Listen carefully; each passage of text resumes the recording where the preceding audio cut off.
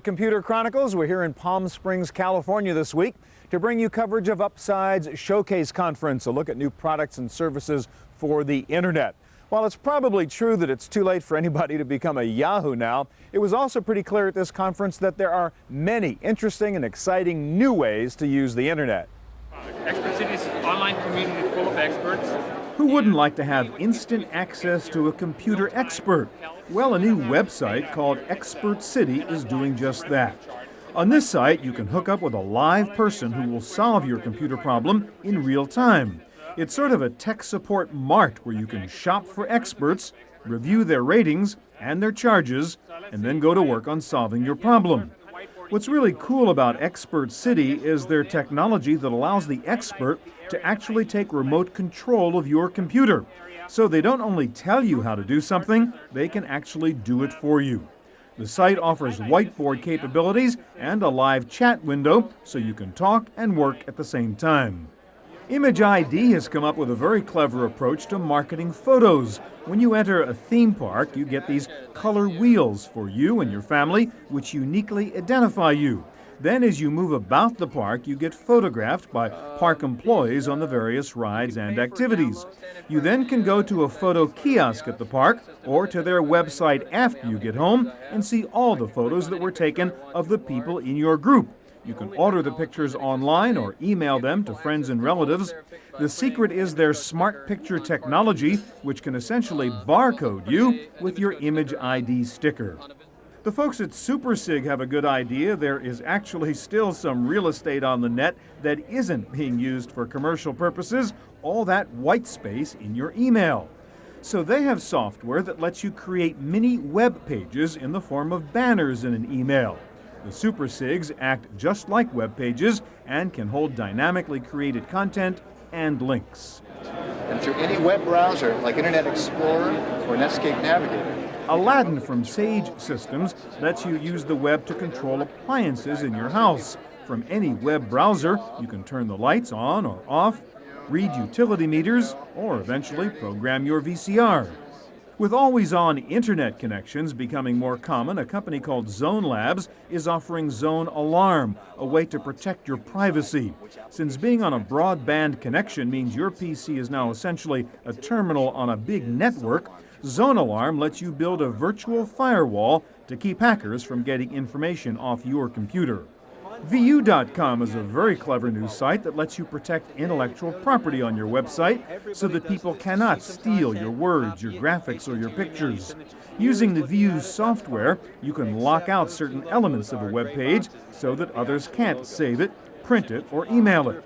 Since VU can control access to online content, sites like the NFL can offer better quality images without fear that they'll be stolen. This is a smart pen, literally. It has gyro electronics inside, which measure the pressure, force, and acceleration when you sign your name. Once you've written your signature, no one else can forge it, even if they trace your signature. With this new approach to biometric identification, only you can gain access to secure documents and gateways.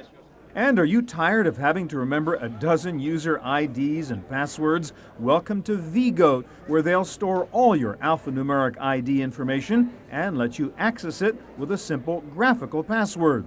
Pick the right combination of icons, and you are automatically logged on to any site which requires a password.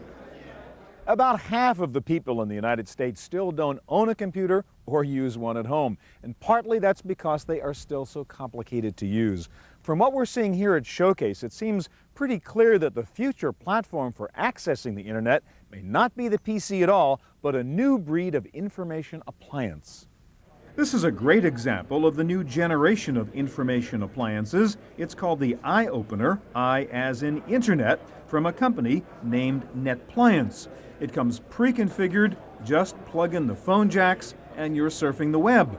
It has a web-friendly keyboard so that you can go to main areas on the web just by hitting one key. You can even order pizza online with this special pizza button. Even its shopping sites are organized in a friendly mall metaphor. A company called iReady has designed a chip that can web-enable any ordinary appliance. With iReady, you can turn your telephone answering machine into a web appliance that can forward your voicemail messages to your email account. You can also web-enable a fax machine so that faxes are forwarded to the net as email. Little devices like this Nintendo Game Boy can become web appliances. Once web-enabled by iReady, this Game Boy can go online and upload high scores into a master list created by players around the world. Even Tickle Me Elmo can become a web appliance with iReady, with the ability to download new voices and new phrases from the net.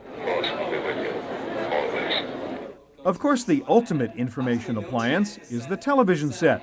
During a presentation to the attendees here at Showcase, Oracle CEO Larry Ellison talked about the virtues of simple network appliances like the TV and the telephone. You don't back up data on your telephone, do you? You don't upgrade software on your television, do you? Every network in the world works exactly the same way. Centralized complexity, consolidated, where it can be professionally managed, huge economies of scale, then a simple access device. Only the personal computing industry, had this other notion. What we really need are tens of thousands of little itty-bitty servers all over the place with little parts of your data. And then you can kind of reassemble that data somehow like a puzzle. And then everybody, because they love computing so much, should really install their own different pieces of software on their desktop. Because when you get home, you don't have to spend time with your kids or eat or read a book. What you want to do is go home, back up data. Liberate is a new software company that Oracle has spun off. It builds software for set-top boxes that turns an ordinary TV set into an interactive terminal. It supplies an HTML, JavaScript, and eventually Java engine on the device that can be used for all sorts of things. It can be used to interpret and deliver data delivered in the broadcast signal, like in the vertical blanking interval of an analog signal, to deliver, for instance, Play Along with Jeopardy or Wheel of Fortune, or the Weather Channel broadcasts 24 hours a day, content that works with this interactive platform. So instead of waiting 20 minutes for your local forecast, you can interactively put in your zip code and it gives you your forecast today. Or streaming stock tickers. Instead of looking at all of the stocks in the world and waiting for yours, which only trades when it trades 10,000 shares, you could instead customize a streaming ticker on your TV below CNBC or CNN-FN that would show only your stocks and their current trades. Liberate's focus is on enhancing television viewing, not turning your TV into a PC substitute. We strongly believe that this isn't about replacing PCs. In fact, we think many homes will have both PCs and interactivity and internet connectivity on a variety of devices in the home.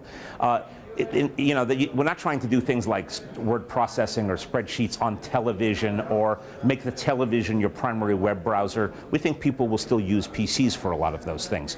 So part of our principle of information appliances is to enhance the primary function of the device. So we try to make TV more fun and more informative, more entertaining and more productive, rather than trying to replace PCs. One application that advertisers are really hot for is called T-commerce. Yes, T as in television. E-commerce is old stuff now. All of us have been watching a television show and had an ad come up and it say, call this number right now. Well, for that matter, we've been on QVC, watching QVC or the Home Shopping Club, and decided that we want to buy it, but we don't want to get off the couch. I suspect that if you actually make that process easier, and I actually think what you have to do is you have to put an electronic wallet in there that tracks this and sets everything up so that it becomes a one-button click. Then T-commerce, I think, potentially has an opportunity to break loose. Liberate is also the software engine that is powering AOL TV, AOL's new effort to expand its services beyond the desktop PC. AOL Mail, AOL Instant Messages, Buddy Lists, and just a whole lot of new AOL content around television. In other words, this is not simply going to be classic AOL on the PC ported to television. They have a lot of people working on original content that is TV-oriented content. So I think people will be surprised when they see how much effort AOL has put in to making a great TV experience. The TV is one model for the client device of the future. The other one is the telephone. I think that when you look at these guys, the web-enabled cell phones, I've been looking at these things for the last several months, and I think they're not ready for prime time. What I saw at the show is indication that they will soon be ready for prime time. Companies like VGOAT that allows you to talk into your cell phone and to get data back on the screen. Companies like Askabout that is trying to make it an easier interface and provide more relevant data. I think that's a big trend. Wireless access is going to be a huge trend. Once you can access the web from anywhere on a PDA, a phone, or a TV set, what you can do on the web also changes. I've really been struck at this show in particular about how the services are now coming to the internet. In the past it's been information finding and that sort of stuff. But now they're getting down to things, everything we've seen this morning, from posting sonograms onto the web so you can see the kid before he's born, all the way to wheeling a casket in and showing how you can bury someone on the web now. How to get your used car inspected, how to sell it, how to hit a button and order a pizza. These are services that are coming to the consumer in a way that I haven't seen before. The problem with the phone, the PC, the PDA, and the TV is that they may all contain separate bits of information about your life.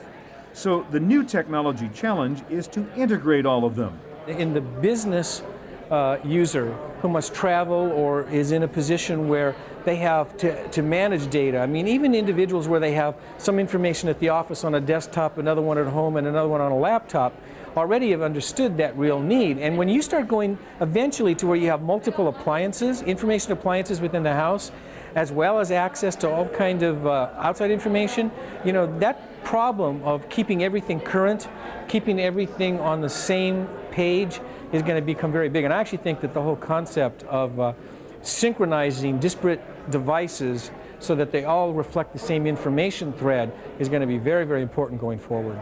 One big player in all of this is AT&T, now a phone company and a TV cable company.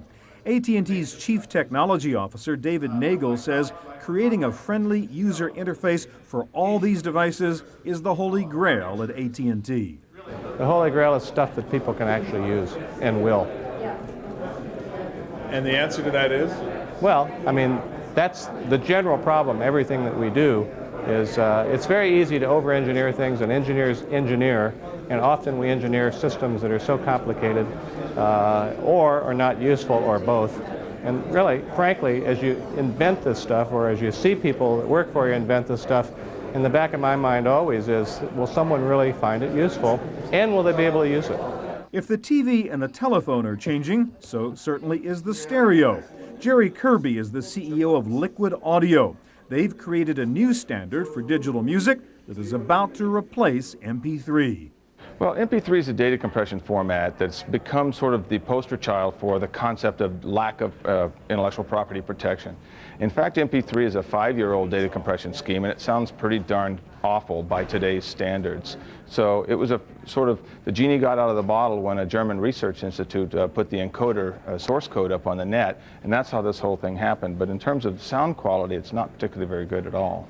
The new MP4 format, along with the new SDMI standard, the Secure Digital Music Initiative, will create an internet music business which consumers and musicians will be happy with.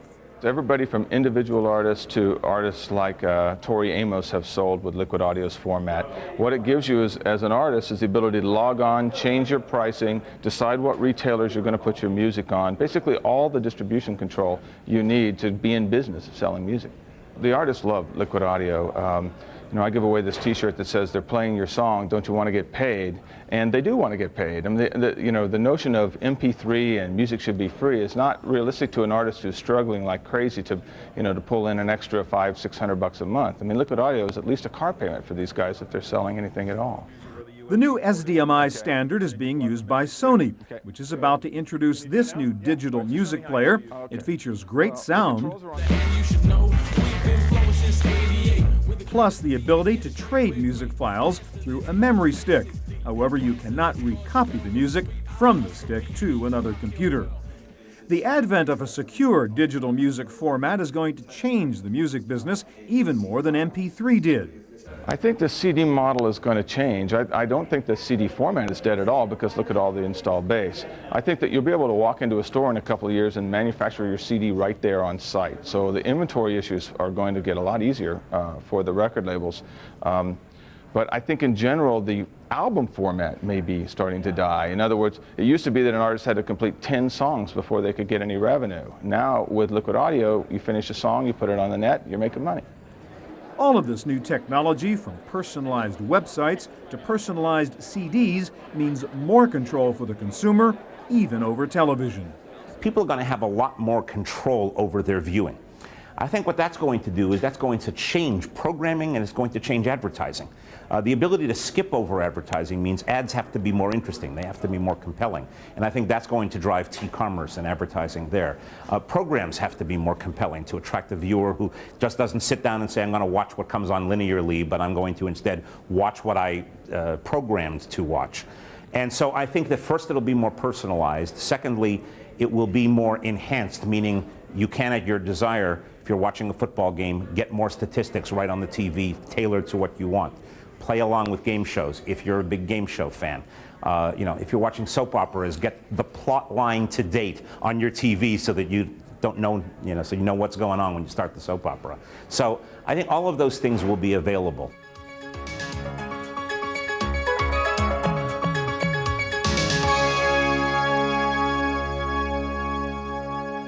Just about everyone agrees that today's traditional internet search engines don't do a very good job. What we're really seeing here at Showcase is a new generation of information retrieval tools that do a much better job of finding exactly what you're looking for on the net. This is an incredible new search tool from Insight Software called the Site Lens Studio. It creates a 3D view of the information on a website or a group of websites so you can graphically see the relationship between all the elements of the site. Just click and grab a category and you can pull up levels of greater detail or go backwards to higher level categories. Octopus is a brilliant new search engine which does a lot more than just search. It actually assembles the results of a search and grabs relevant information from different websites and presents you with a user-friendly summary of all the information you were looking for. This is Bullseye 2 from IntelliSeek. It's a high-level search tool which goes out looking for data on multiple search engines at once, but it does more. It then evaluates the data, eliminates irrelevant hits, and even drops sites which have bad links. This little gadget is the iTag from a company called Zenote. With the iTag, you can simply point it at a radio, for example, and the device automatically captures information about what was playing on the radio station at that time. You can then go to their website and pull down details on the name of the song and the artist, even click right on Amazon to go buy the CD. SearchButton.com is a great new online service that lets you add an internal search engine to your website for free. Once you search enable your site, visitors can look for relevant information without ever leaving your site, even though the actual search is taking place on SearchButton.com's server. Many of these new web customization tools are available now at little or no cost to small businesses, making it easier for them to compete.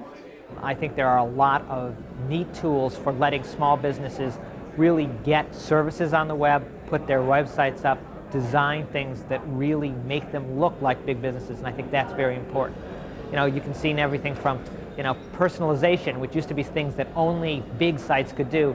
Now you have companies like Trivata out there, which are offering an ASP-based personalization service so that you can go out and you can basically rent the service and do networked personalization. Spot On takes a whole different approach to giving your site a unique look. Spot On enables web servers to navigate through different web pages or websites using the metaphor of a media player.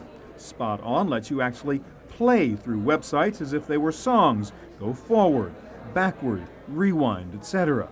Annotate.com is another innovative approach to gathering information on the web. Annotate calls their tool a find engine because it proactively goes out and brings you links which you may not have found through your own search, but which may be relevant to what you're looking for. Data Beacon from Internetivity grabs HTML information from a website and transforms that complex data into easy-to-understand visual representations. And we're seeing a whole One of the major moving forces behind this shift from PCs to information appliances is Oracle's Larry Ellison. 4 years ago, he took on Microsoft and Bill Gates and challenged the whole desktop PC model. Bill Gates' vision of little Windows NT servers and little databases in every doctor's office and every retail store is fundamentally is as flawed as every house having a power generator and a well and a rifle. Ellison says the internet has proven that his utility model is right. He says today's e-commerce sites have shown that today's corporate computing model is outdated. Let's say Amazon.com had decided to sell books not using the internet style of computing, which is a big server in Seattle running an Oracle database, by the way, free advertisement here, and an application right next to, also on a big server. So when they put that application up on the internet, instantaneously everyone on the internet had access to the application. That's not how most corporate networks work. And a corporation, and still a lot of applications, the way you get access to applications is not to log on to the internet, but to install a floppy disk or a CD-ROM in your PC. Ellison says sites like Amazon could only exist in a world of network-based applications as opposed to the older client-server model. Imagine Amazon had gone that route.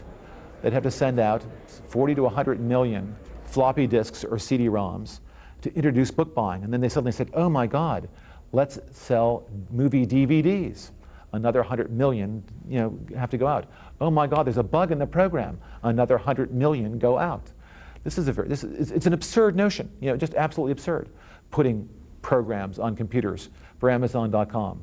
But if it's absurd for Amazon.com, it's absurd for corporations or just about everything else. There was considerable discomfort among the attendees here at the Showcase conference about going back to what some see as the mainframe model. Ellison says they're wrong. There were some good things about mainframe computing. The good thing about mainframe computing was that the simple terminal you had to access information and to access application programs didn't require data backup, it didn't require software upgrades. That was goodness. There tended to be a small number of very large databases. You get access to your information all over the world for the handful of people who had these computers because they were very expensive. Unfortunately, the user interface wasn't very elegant. And the mainframes were incredibly complicated to program. So there are good things about mainframes and bad things about mainframes. Ellison says the internet has proven the value of the network computing model and the value of web-based applications. The interesting thing about the internet is it takes the best of mainframe computing, getting complexity off the desktop and onto the network where it can be professionally managed. But it does it on inexpensive hardware. It preserves an elegant multimedia user interface.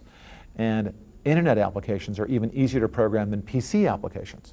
So it's, again, the very best of mainframe computing, centralized complexity, with the very, very best of personal computing, low-cost hardware, beautiful user interface, and very easy to program. Despite Ellison's strong advocacy of a shift away from PCs and toward information appliances, not everyone agrees with him. I think the info appliances are going to play a role. Just like we have transistor radios that we listen to at the beach, it doesn't mean we give up our stereo system at home. There are going to be information appliances, but I do not agree with Ellison that the computer as we know it is going to go away. People still are going to want local storage. They're still going to want some software. There's going to be a room for that. Ellison's extreme position that PCs have almost no value will not be accepted. Another concern among the attendees here at Showcase was the inability to do robust computing tasks on a network terminal. What about a Photoshop editing type thing? You can't do that. He admitted you can't do that on a network appliance. So some applications, sure, but I don't think it's going to take over. I think PCs are going to be around for a number of years, but we're going to see portable appliances. We're going to see people buying appliances to put in their kitchen, put in their car, and I think if Ellison is clever and is adaptive, he'll find a way to take advantage of that. He already indicated that he's going to be doing software for cell phones. That's very smart of him. But to try to take over the PC, I think he's going to lose that battle. Another concern with Ellison's network computer model is privacy and security. But Ellison argues that the least reliable computer is your standalone PC. Do you want to compare how often the AT&T network goes down versus how often your PC goes down? What's more reliable than network and big Oracle servers on the network or your PC? People say, well, I'm worried about security and privacy.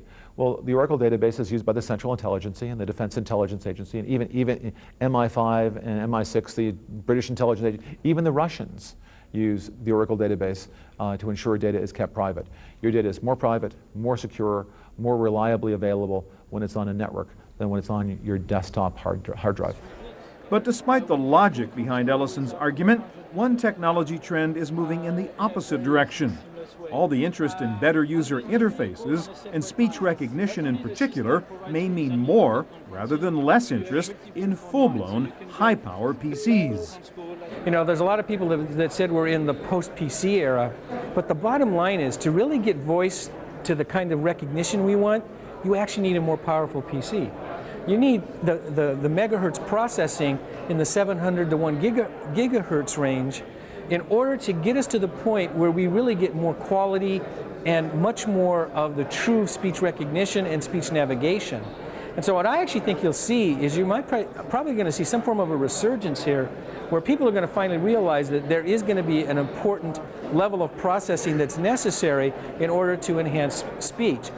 Larry Ellison started pushing the idea of the thin client network computer several years ago and even started a company to sell them, NCI. But the idea and the company was a flop. Now, for the first time, Ellison explains why he believes it failed.